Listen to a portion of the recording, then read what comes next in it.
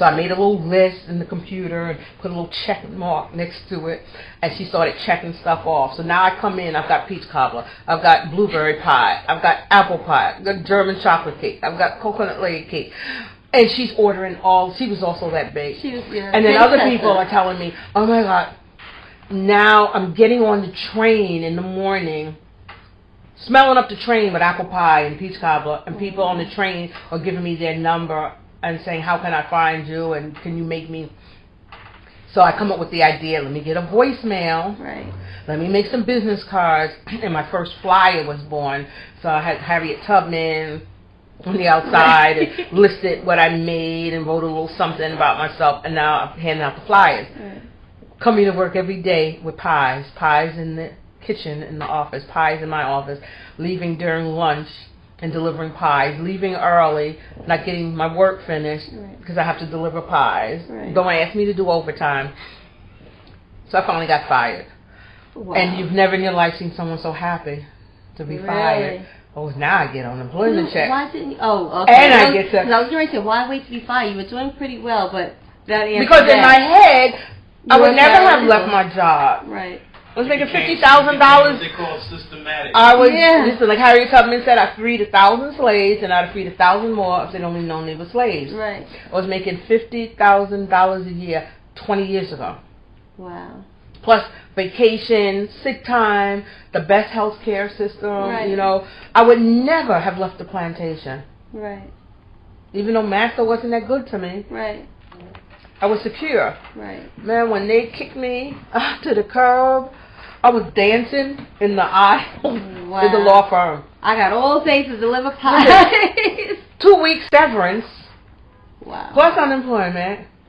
And now I could kick my business up a notch. Right. So this was the days before Time Warner owned everything in the world, and there was local cable stations. Right. And my little local cable station on 219th and Broadway charged me $35 a week to run a little ad on the neighborhood network, something. Mm-hmm.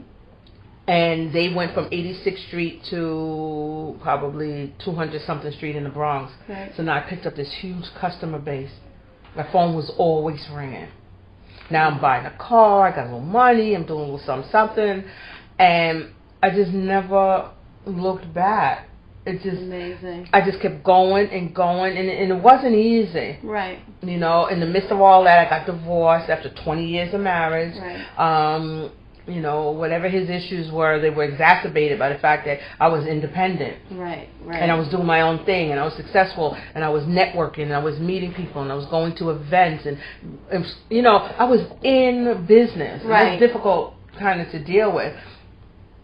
And now I find myself out of a marriage. My daughter left to go to college. Now I'm alone. Right. Plus I can't afford the house by myself. So now it's like, okay, put everything in storage. You got to chill for a while so you can get back on your feet. God is awesome. Absolutely. You know, my circumstances were very depressing. And I just kept praying, God, lift me. And when the time was right, he put me in a 3-bedroom duplex in Harlem at Riverside Drive with all the original details. My apartment I had a fireplace in the kitchen. Nice. I took my business to a whole new level. Feeling. Now I'm teaching baking classes in the home. Okay. The internet came out. I built a website. You're still doing that, right? Because I saw on your website, which we're going to talk about a little later. Yes. That you do baking classes. So yes. You're still doing that in the home. I took it to a whole new level. My daughter was away at school. You know, she's what they call an independent student. Right. So she's getting financial aid, but now she's off campus, out of the dorms. Right. Now it's like, oh God, Mommy, I don't have enough to pay my rent. I don't have enough for this. And it was okay because I could make it happen. Right. And she graduated. It was just bad a time. I ended up buying a house. So the business has really sustained me and surprised me because I'm always shocked. Wow, I'm still here. And so many other places have gone under. It's because they gave up. Right. Because no matter what you're doing or who you are, you're going to reach some dark times. Yeah, you can have your peaks and valleys. That's just the way it goes. Let me tell you something. When I say there's a valley, there's a peak coming. Yes, I rocked.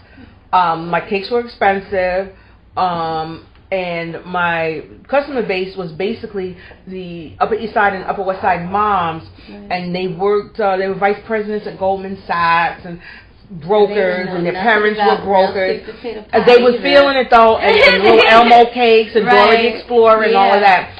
When the market crashed, I lost like 95% of my clients. Because they were at Bear Stearns, they were at Lehman Brothers, they were at Goldman Sachs, and those businesses were gone, and the people who had the money no longer had the money. The average secretary can I spend $300 on a cake? Right. So that was a very exclusive group. I felt like I was printing money. I was like, this is almost counterfeit. This ought to be illegal. The money flowed. Right. And then all of a sudden it dried up. And then that's where the brownies came in. No, the brownies came in much. I had been making brownies for years. I just never thought to ship. And people always say, "Oh, you know, I'm so far away. I would love your goodies. When you gonna start shipping?" Not right. But yeah. So you know, there were some rough edges, but God can smooth them all. And take the rough edges away. And so right now, this is my 20th year. And when I look back, I'm like, wow, how did I make it over? You just did. You just did. We have a couple of pictures that our audience is going to be able to see in a little bit. These are some of my custom cakes. You know, an Aladdin lamp. Yes. I was the pie lady. I started out as the pie lady, making the sweet potato pies and the brownies. And if I made a cake, it was coconut layer, German chocolate. And then people would say to me, "This stuff is so delicious. I have an event coming up. I would love one of your cakes. Can you do this?" And they start showing me complicated designs. Like, So did you actually take phonics classes, or did you just figure it out? I was so broke that I couldn't afford the cake books. So I used to go to Barnes and Noble. And take all the books off the shelves and sit on the floor. You could sit there all day and I would sit on the rug, open the books, and memorize cake designs and say, "I wish someone would call me and ask to make this cake." To this day, no one's ever asked me for no Martha Stewart design. Right. But, you know, I would just memorize the designs and then figure it out. So I'm still making the pies. Yes. Okay. That a hat was for fedora. It's for a gentleman that is a very, very good friend of mine. It's like a little brother, and he's brought me in a lot of business over the years. So every year I go way out for his cake, and he wears fedoras. And we sat that on the bar at Club Langston in Brooklyn, and people kept walking in saying, "Why is there a hat on the bar?" And it's red velvet cake. It wasn't until we cut it, people were like, "Oh my God." Yes. And that's my joy in life, when people look at a cake and don't realize it's a cake. I know I've done my job. Exactly. Yeah. So when people would say to me, "Please, can you make this cake for me?" After a while, the pies kind of took a back seat, and I went from being it was a transition, but I went from being the pie lady to the cake lady. Nowadays, people don't even know I do pies. They go to the website, they go for cakes. Right. No one comes to custom cake. Yeah. So I don't get to do the pie. Now that's my key lime pie. I actually made that when I was on the Food Network. I was in a challenge. Yes. And my first day, I had second season baking. Right? Sweet Genius. Sweet Genius. Yes. And that's one of my mouth-watering pies. Do you know something? I'm like one of those people that says it's like that commercial for the almond milk. I don't like that. Have you ever tasted it? No, but I don't like it. Oh, yeah. I'm like, I don't like key lime pie. I've never even had key lime pie. Oh, my God. And I don't know what you're missing, and I'm just like... That looks good. That was one of my favorite pictures. It does look good. And I've never had key lime pie. And I keep saying, I don't like it. I just don't like the idea of key lime pie. I'll have to come out and get some key lime pie and taste it. It's delicious. It's delicious. I still do the pies upon request, but the actual custom cakes, so some of them take 2 and 3 days, and I might have 4 or 5 orders over the weekend.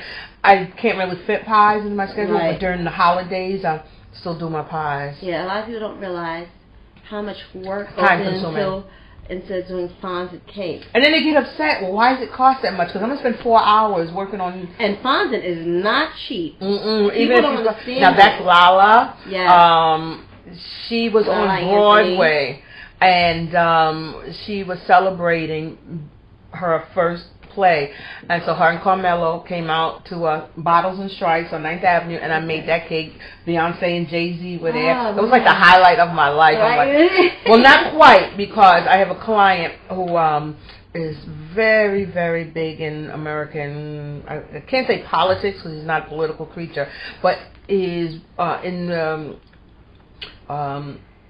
he's very staunch Democrat, and a big party contributor. So he was with Clinton's administration. He was Secretary of something, maybe education, and then he's an ambassador, and now he's head of some bank. And so he would host fundraisers at his house. So I did a cake, and Bill and Hillary and Obama were there. I think they were doing a fundraiser when Obama was getting ready to run.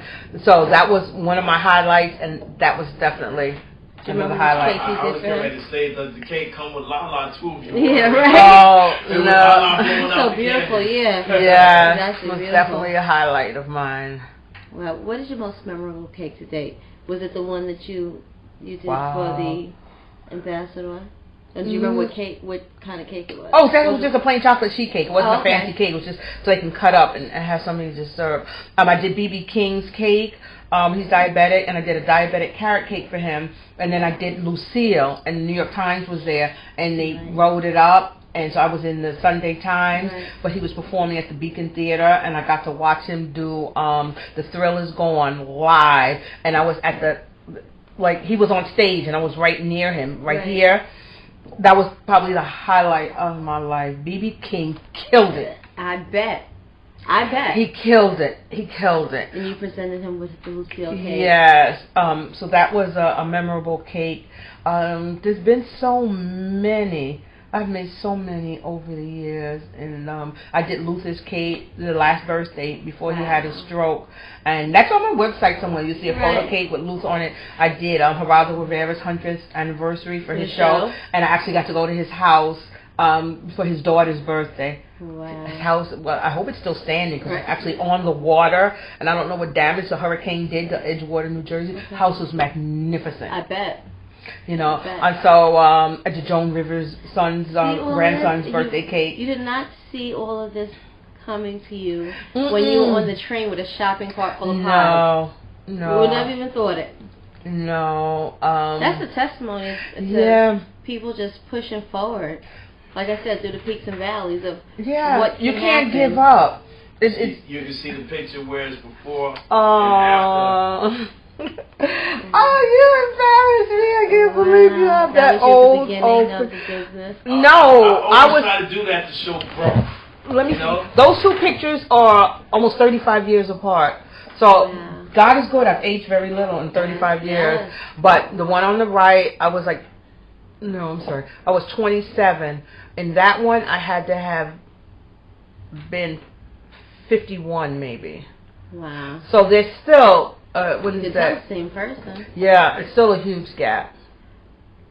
That, you know what that is? That's not I'm having to stress. Yes, right. I mean, not stress. I lay awake like, but not like when you was it's not the same thing. Exactly. It's not oh my God, I gotta get up and do something I hate. Yeah. I can't stand it. Or you know, when people say, "What do you love the most about your business?" The commute. Really? It takes me 30 seconds to be. 30 seconds to be at work. Tell everybody, give them your Facebook page where they can go check out the cakes, the photos of the cake. Well, the website is grandmasecrets.com. So it's one S in the middle and an S at the end. So it's www.grandmasecrets.com. On Facebook, it's Facebook/Grandma's Secrets. Twitter @GrandmaSecrets. Instagram, Grandma Secrets. I'm going to have to get you on Instagram and follow you. Yes. And you're on Pinterest also, which I'm not. Yes. Pinterest is Grandma's Secrets. And I have a board called My Style. So there's a lot of my cakes, but then I also take cakes from other artists because I appreciate art. Right. And so if I see a cake that, speaks to me, I put it on my Pinterest and I give the artist credit for it, or Okay. photographer, whatever I can find. Right. And then also helps to come up with ideas for my next cake, Right. or if a client calls me and I'm like, go to my Pinterest board and get some ideas. So I have a world of culture. I love Native American culture. I love African culture. My style. No, I'm sorry, fashion flair. Whereas if I ever really make it big, the Manolo Blahniks I want, Right. the bags I want to carry. Ah, But you can go to speaking of, my style. We got your Speaking of Gucci fashion. cake. We have a Gucci cake Yeah. and a Gucci